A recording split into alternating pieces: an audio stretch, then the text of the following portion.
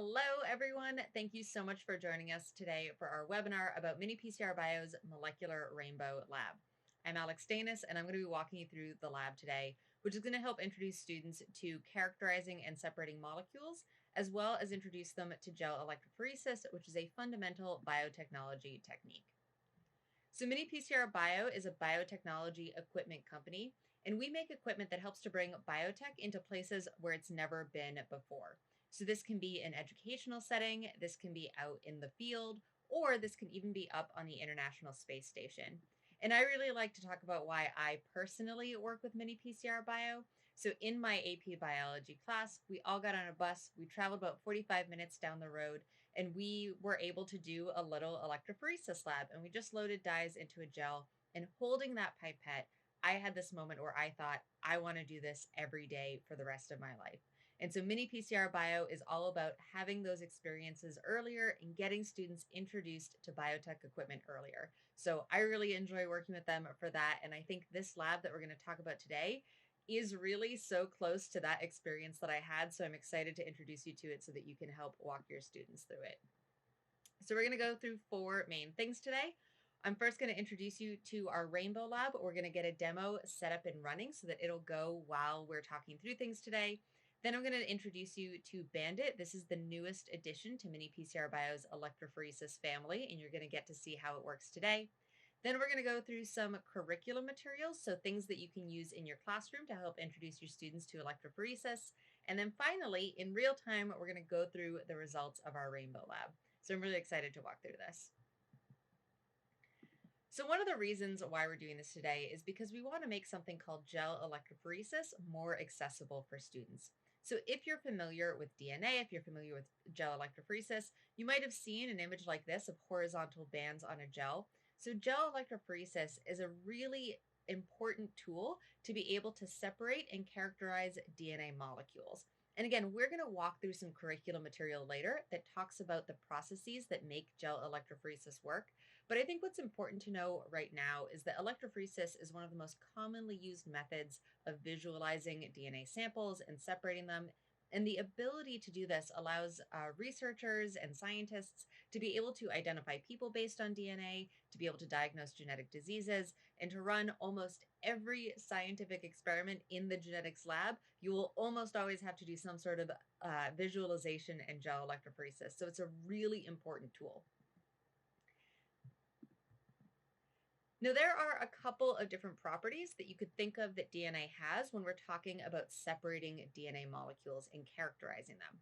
One, of course, is the sequence of those DNA molecules. So thinking about the actual sequence of the A's, T's, C's, and G's in your DNA. But what gel electrophoresis does is it separates the DNA based on a really physical property, which is the size or length of that piece of DNA. And that might sound a little unusual, but I bet you're very familiar with separating other things by size. And we'll get to that in just a second. But the important part to think about here is that DNA is just a molecule. And we know that molecules come in lots of different shapes and sizes. And I mean that quite literally. So on the left here, we have a tiny little water molecule. It is made up of only 3 atoms. Then we have a sugar molecule, which is a little bit bigger. Then we have a steroid molecule, which is even bigger still. And you can think, too, about something like DNA, which is going to be even bigger. So this is a DNA molecule over on the right, and you can see that it's massive when we compare it to just that little water molecule. But even this is just a small snippet of DNA. So molecules can come in really wide varieties of sizes, from really small to really big. They can also have other important properties. They could have different charges. So again, when we think of a polar water molecule, you might remember that it has a positive charge on one side and a negative charge on other. Some molecules have an entire overall charge, so you might have a negatively charged or a positively charged molecule. So there are all these different characteristics that you can separate molecules by. And again, you're probably really familiar with separating things based on their characteristics and separating mixtures. So you might do this often in your kitchen when you're straining pasta out of water. So what you're really doing here is you're separating a mixture. You're separating solids from liquids. And so you're using some characteristic of the components of that mixture to separate out multiple parts. But this isn't the only way that we can think about separating mixtures based on their properties. So you might also think about something perhaps like a magnet, where you can use a property of pieces of metal, either being magnetic or not magnetic, and use a magnet to separate those components of the mixture, to separate those potential molecules from each other based on magnetism. And if we want to get a little bit more molecular, if we want to get a little bit more sort of science labby, you can also think of something like a paper chromatography lab, where you can separate molecules within something like a spinach leaf or some pine leaves based on their polarity. And so as they separate out on that piece of filter paper, you're actually separating them based on some intrinsic characteristic. And so that's what we're going to be doing today, is we're going to be separating mixtures. We're going to be separating mixtures of molecules based on some properties of those molecules. And by doing that, we're going to really understand the fundamentals of how gel electrophoresis separates DNA molecules based on their properties and characteristics. So that's what we're going to do in today's lab. Students who perform this lab are going to use gel electrophoresis to be able to characterize and separate molecular mixtures. They're going to really understand the fundamentals of gel electrophoresis as a biotechnology method and as this sort of technique. And they're also going to be able to connect some physical science processes to the biology lab. And so these are going to be at sort of an overall engineering level, but they're also going to be at the level of thinking of things like charge and shape and size when it comes to molecules, not just as sort of things that we think about in the physics lab. So what we're going to do today is we're going to characterize some molecules that we have in these tubes here. So I have 6 tubes, and they each have a different dye in them.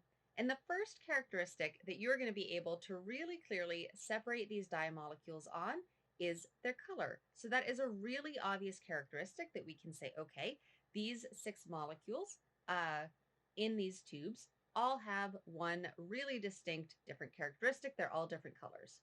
But through this lab, we're also going to be able to characterize the charge of each of these dyes, the composition of these dyes. So are they made up of just one type of molecule or multiple types of molecules?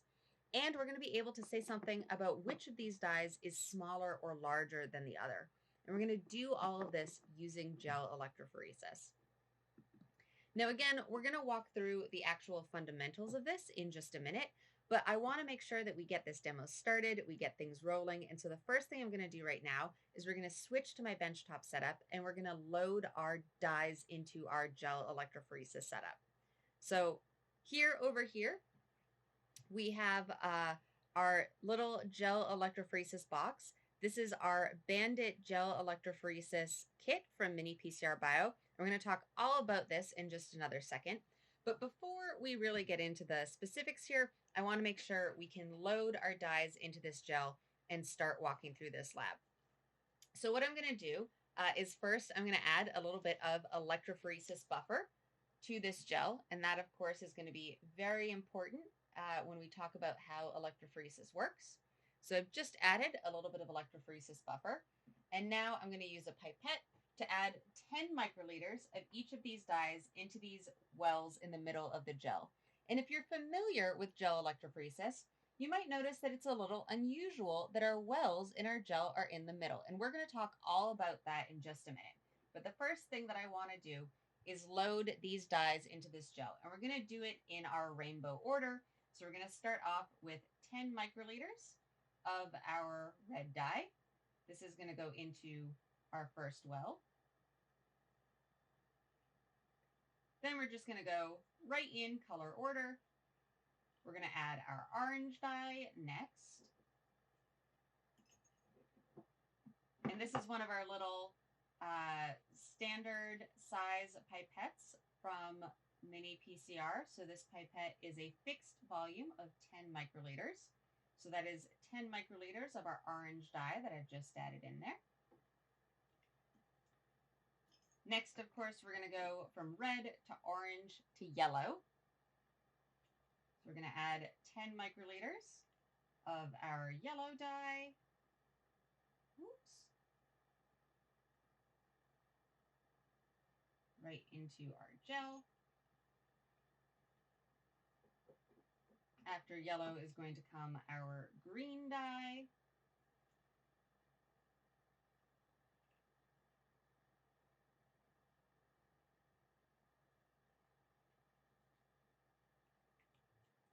After green is going to be blue.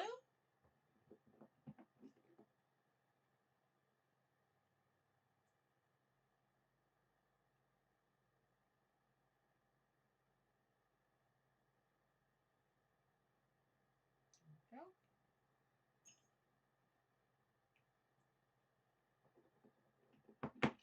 And finally, in our last well is going to be our purple dye.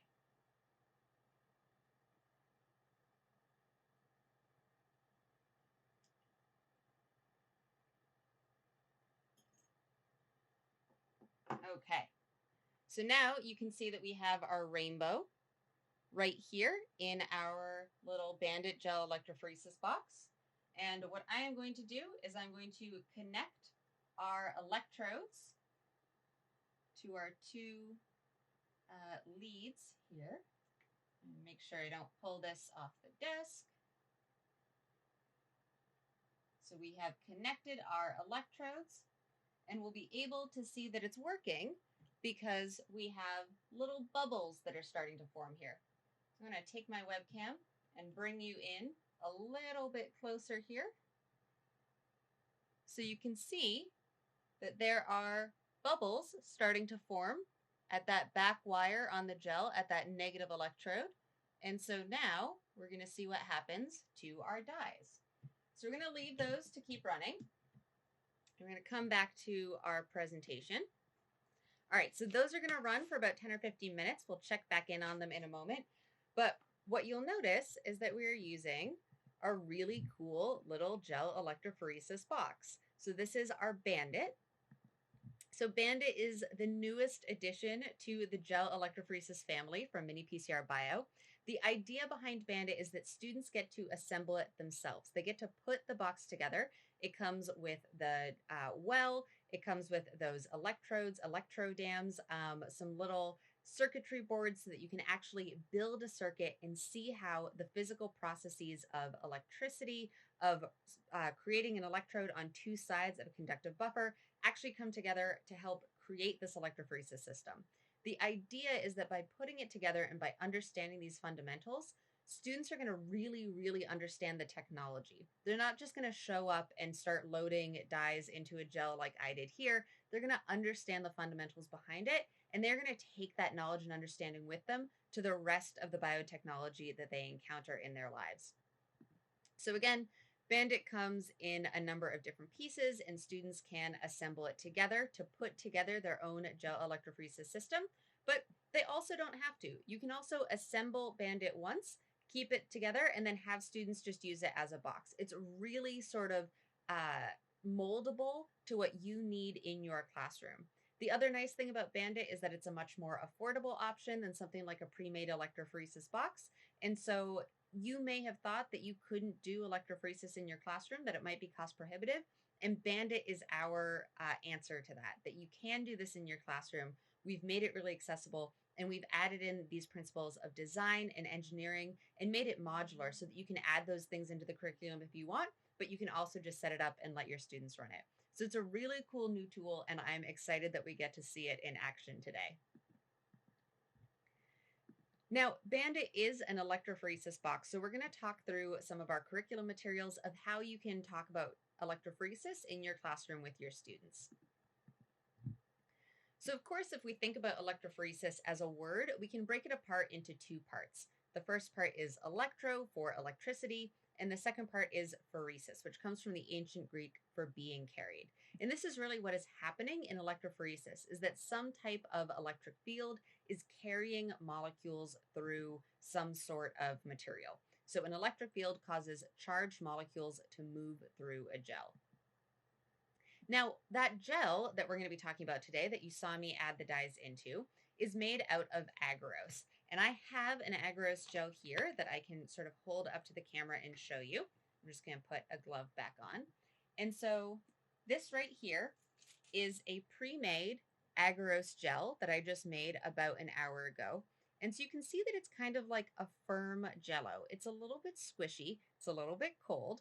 But it is really a lot like jello. And the idea is that if you zoomed way in on this, what you would see is that those pieces of agarose, which are a polysaccharide that comes from a type of seaweed, they create a web full of all these different holes and pores in that gel.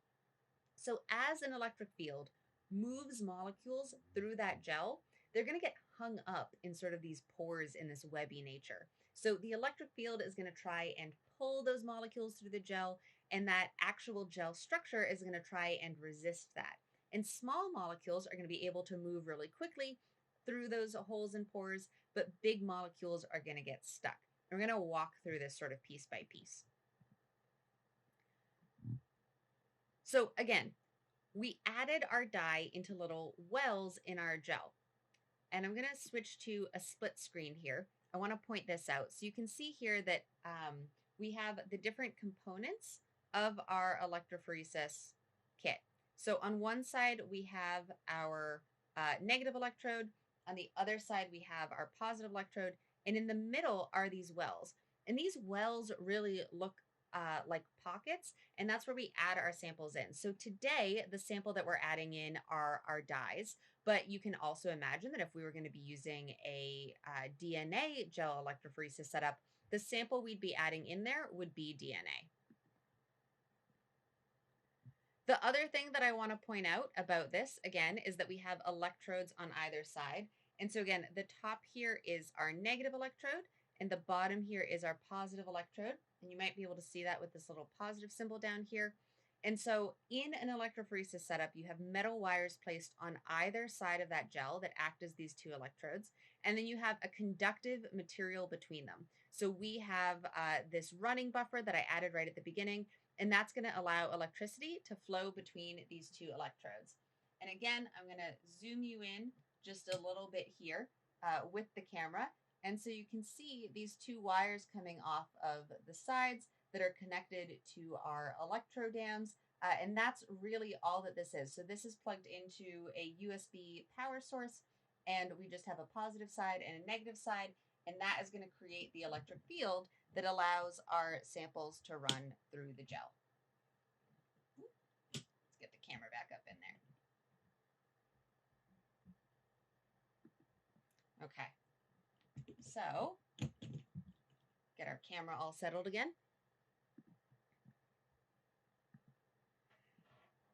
So as you run this electric field, or as you create this electric field in your gel electrophoresis setup, molecules that have a charge are going to be attracted to the opposite charge in that gel. So if you have positive and negative molecules in your gel, the positive molecules are going to be pulled towards the negative electrode, and the negatively charged molecules are going to be pulled towards the positive electrode.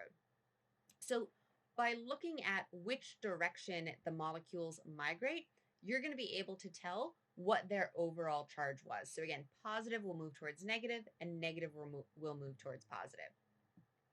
So you have one force that is pulling the molecules. So that's going to be that sort of electric charge. It's going to be pulling them towards one side or the other. But remember, you also have that web of agarose in your gel, and that's going to be slowing them down. So small molecules are going to be less resisted by the presence of that agarose, and big molecules, based on their size and their shape, are going to be more resisted by that agarose. So you sort of have these two forces pulling in either direction on these molecules, one that's pulling them through the gel and one that is resisting that movement through the gel.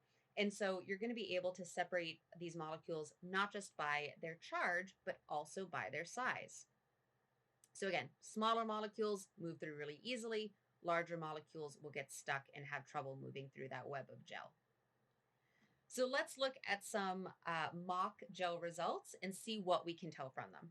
So again, your samples are going to be placed in those wells, and here we have a couple of different bands of just some made up colors. Again, we're going to be using colored dyes in our lab today, and we turn the power on, and the samples are going to be able to start traveling through that gel. Now, one of the things that I want to point out is that the dye molecules are going to move in a straight line towards those electrodes. And so we call these lanes. So it's kind of like runners on a track where a runner will stay in their own lane. So when we're talking about these things, the vocabulary that we're going to be using is we're going to be talking about all of these different lanes that held our samples. And each of those sort of horizontal stripes is a group of molecules that are all of the same size that moved through the gel together. And we're going to call each one of those stripes a band. So this is some of the vocabulary that your students are going to be working with in this Rainbow Lab, but is the same vocabulary that they would be working with in a DNA gel electrophoresis lab. You have lanes and you have bands. So when you look at those bands, again, that means that all of the molecules in that area are of about the same size because they moved the same amount through the gel. So we're going to walk through this again really slowly. First thing we're going to look at is we're going to be able to tell the charge of molecules in a sample based on how they moved. So here in a sample, we can see that the green molecules moved towards the negative electrode and the blue molecules moved towards the positive electrode. So the green molecules move towards the negative electrode, and that means that they are positively charged. And the blue molecules move towards the positive electrode, so that means that they are negatively charged. So that's the first thing that we can tell, and that we're going to be able to tell when we look at our gel results that are running really nicely on the gel next to me. I can't wait to show them to you in a second. We're going to be able to tell the charge. The other thing we're going to be able to tell really quickly is the composition of the molecules in that sample. So here we have two examples. So in our left lane, we have a single green band. And so that means that there was only one type of molecule, only one type of dye in that tube that we had. So there was the composition, it was composed of only a single type of molecule. On the right, we have two bands in that lane, a yellow band and a purple band. And so this means that our original sample that we put in the well was composed of two types of molecules, a yellow one and a purple one. Now, the final thing that we're going to be able to look at from our gel results is the comparative size of the molecules. Now, one of the things that I will note here is that, again, these molecules are being pulled in one direction or the other based on their charge. If they have a different magnitude of charge, that can impact how much they're pulled towards each side. But for today, we're going to assume that all of these molecules have the same net charge. So the only thing that is changing how far they run through the gel is just their size. So here on the left, in our left lane, we have two bands. So the purple molecules traveled farther through the gel than the blue molecules. And again, remember that we are measuring from the well. If you're used to doing DNA electrophoresis, you might be thinking of measuring from the top to the bottom. But here, we loaded those in the middle of the gel so that we could tell which charge they had, if they were positively or negatively charged. So we're measuring distance from the well. So the purple molecules traveled further through the gel than the blue molecules. So if we assume that the purple and the blue molecules have the same net charge, which we're doing for all of our dyes, we can tell that the purple molecules are smaller than the blue molecules because they were able to zip through all of those little holes and pores in the gel faster and move farther towards that negative electrode. On the other hand, we can also compare between lanes in a gel. And this is really important, especially if you have standards of known size. You can load a lane full of standards and then load some lanes of unknown sizes, and you're able to compare them together because here, like in this example, when two bands, like our purple and red band, travel the same distance through the gel, you can assume that, again, if they have the same net charge, that they also have about the same size. So this is really important when we think about DNA gel electrophoresis. Again, if we have standards and we're looking for a piece of DNA of known size, being able to compare between lanes is really, really important. Okay, so that was a lot of information. So to recap, we're going to be able to tell three things about our samples by looking at our results. We're going to be able to tell their charge based on whether or not they moved towards the positive or negative electrode. We're going to be able to tell our sample composition based on if there is just one band in a lane or two bands in a lane. And then we're also going to be able to tell their relative sizes based on how far each molecule moved through the gel. So these are the three things we're going to be looking at here: charge, composition, and size. And what I'm going to do is we're going to flip back over to our experiment here, and we're going to zoom on into our gel. So I'm going to take our camera off the tripod, and we're going to get nice and close to this gel here. And I hope that you can see this. So we have our red, orange, yellow, green, blue, and purple bands. And I'm actually going to move these onto a piece of white paper so that you can see them just a little bit clearer. Okay, so I've added a piece of white paper under our gel here, and you can see our red, orange, yellow, green, blue, and purple dyes. And you can see that some of them have moved towards the negative electrode, and some of them have moved towards the positive electrode. You can hopefully see that this green band in the middle here, well, actually, it wasn't a green dye. You can see that it was composed of a blue and a yellow dye. And then our purple looks a little different from the others. So we're going to walk through the results of our gel in a picture back in our PowerPoint.